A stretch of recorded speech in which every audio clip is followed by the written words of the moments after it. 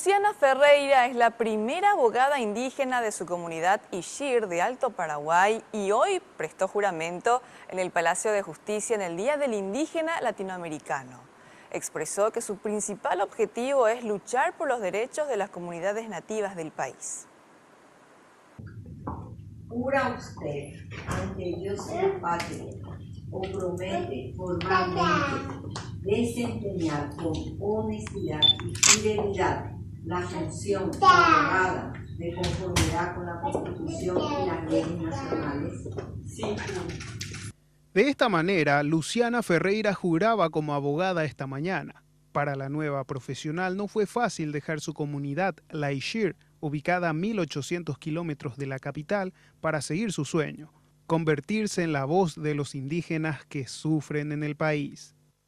Sería bueno que se den esa oportunidad a los jóvenes, a los niños también, que vemos en los semáforos, ver el problemática, qué problemas tienen, cómo dar una solución a ellos. Bueno.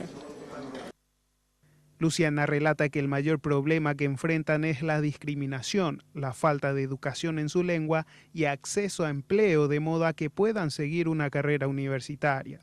Bien, y para que muchos sepan que hay indígenas también que quieren salir adelante, que tienen derecho también a prepararse y ser útiles a su pueblo, ¿verdad?